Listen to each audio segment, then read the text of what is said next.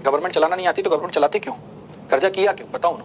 मेरे ख्याल से मेरे पास अगर कर्जा ज्यादा है इसका मतलब मैं लेविश लाइफ जी रहा हूँ, मैं साधारण लाइफ जी ही नहीं रहा हूँ। उसी व्यक्ति के ऊपर कर्जा होता है जो अपनी क्षमताओं से अधिक ज्यादा खाना पीना चाहता है, तो सिंपल सी बात है कर्जा बढ़ेगा। क्यों गवर्नमेंट ने कर्जा बढ़ाया? क्योंकि उसको अपने खर्चों में कमी करनी नहीं, अपनी जिंदगी अच्छे से बितानी है, अपने बच्चों की जिंदगी अच्छे से बितवानी है। करोड़ों हजारों कितने सारे तो घोटाले कर दिए, किसी एग्जाम देने की और पढ़ाने की सच बताऊं इच्छा तक नहीं होती। क्या बोलूं बच्चे से, पता चला अगला एग्जाम देने जाएगा उसका पेपर तो किसी और बच्चे के हाथ में, वो क्यों मेहनत कर रहा है?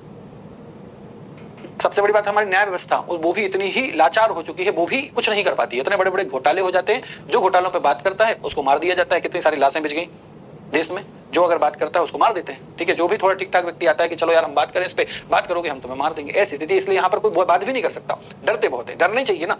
अब ये बताओ, मान लो मेरे ही आसपास के लोग ऐसे, मैंने सुना कि यार इस व्यक्ति ने थोड़ी सी आवाज उठाई तो उसके साथ ऐसा ऐसा दुर्व्यवहार किया गया, तो कहीं ना कहीं डर हर व्यक्ति के अंदर आएगा। कोई क्या नहीं हम तो शेर हैं, तो ऐसा नहीं, सरकार से कोई नहीं लड़ता। आज नहीं, कौटिल्य के जमाने से, है ना, कौटिल्य जी के जमाने से भी सरकार से कोई नहीं लड़ा। सरकार को ही खत्म करना पड़ता है, सरकार से कोई लड़ नहीं सकता।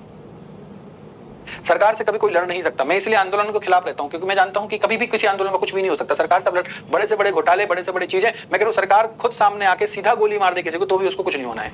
ठीक है, सरकार एक बहुत बड़ी गुंडा होती है और कुछ नहीं। सरकार बदली ही जानी चाहिए, बस सीधी सरकार बदल दो, अपने आप काम हो जाएगा। शायद वो भी जब नाटक करे तो उसको भी बदल दो, जो नाटक करे उसको बदल दो। अच्छा होता कई सारे राज्यों में, कई सारे देशों में जहां बदल देते हैं, बदली हुई सरकार काम करती है। ये बैठे बिठाए लोग कुछ काम नहीं करते। कोई दिक्कत नहीं, कब तक चलाएंगे? अगर वैकेंसी नहीं आई तो मेरे ख्याल से आप सबको जरूर एक खत तो लिखना चाहिए मुख्यमंत्री के नाम पे कि भैया क्या करना चाहते हो आप, है ना। ये हमारा धर्म अधिकार भी। मैं नहीं कहता बहुत सारी तोड़फोड़ करने लगो, ना ये करो, आंदोलन मत करो, इसका कुछ नहीं होता है। कुछ तो करो, है ना। मध्य प्रदेश का युवा भी पता है बहुत बेकार है, उसको कुछ नहीं आता करना, हर चीज के लिए फोन लगाता है। बताओ सर क्या करें? अरे मैं क्या बताऊं, छोटे से बच्चे हो क्या पढ़ाई की, नकल पढ़ के पास हुए हो, तुम्हें पता नहीं कि क्या कर सकते हो? तो अपने अधिकार के लिए, अपना अधिकार मांगने के लिए मुझे क्यों फोन लगाओगे, मुझसे क्यों बात करोगे? आपको पता नहीं आपको अपना अधिकार कैसे मांगना है, किस तरीके से आप बात कर सकते हो? युवा दूसरे के पीछे खड़ा होना चाहिए, खुद नहीं आगे बढ़ना चाहता है। वो चाहता है आप खड़े हो जाओ, हम पीछे नहीं। हम और कई बार हम खड़े भी हो जाते तो पीछे कोई आते ही नहीं। तो उसकी यही दुर्दशा होनी चाहिए जो हो रही है। सही बात है, बोलते हैं ना आपको अपने कर्म का फल मिलता है, तो मध्य प्रदेश के युवा को उसके कर्म का फल मिल रहा है, क्योंकि उसने कर्म ही ऐसा किया है। वो कभी किसी का साथ नहीं देता है, चिल्लाता चोट बहुत करेगा कि हमने ऐसा कर दो, हमारा वैसा कर दो। कितना बिल्कुल पटवारी में क्या हालत हुई है, कांस्टेबल में हालत हुई है, पुराने जाने कितने एग्जाम्स में हालत हुई है। बताओ कोई क्या कर पाया? कुछ कर पाए नहीं। बातें कर लेंगे, चिल्ला चोट कर लेंगे, इसके अलावा कुछ नहीं होगा।